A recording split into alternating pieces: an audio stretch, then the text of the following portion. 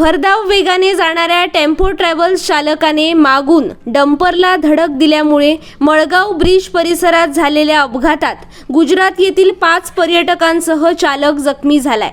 ही धडक इतकी जबरदस्त होती की डंपरची दोन्ही चाके तुटली असून ट्रॅव्हल्स रस्त्याच्या बाजूला असलेल्या झाडाला आदळली।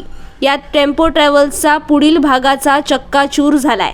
ही घटना आज सकाळी 5 वाजण्याच्या सुमारास सावंतवाडी तालुक्यातील मळगाव जोशी मांजरेकरवाडी परिसरात घडली।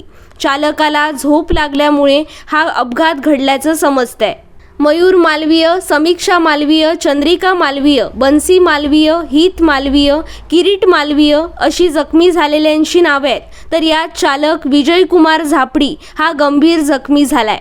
गुजरात येथील मालवीय कुटुंब गोवा दर्शनासाठी टेम्पो ट्रॅव्हलर मधून जात होतं। आज पहाटे 5 वाजण्याच्या सुमारास ते मळगाव परिसरात आल्यानंतर चालकाला अचानक डुलकी आली आणि त्याचा गाडीवरील ताबा सुटला व गाडी थेट समोरून जाणाऱ्या डंपरला मागून धडकली। ही धडक इतकी जबरदस्त होती की डंपरची मागची चाके तुटून रस्त्याच्या पलीकडे पडली।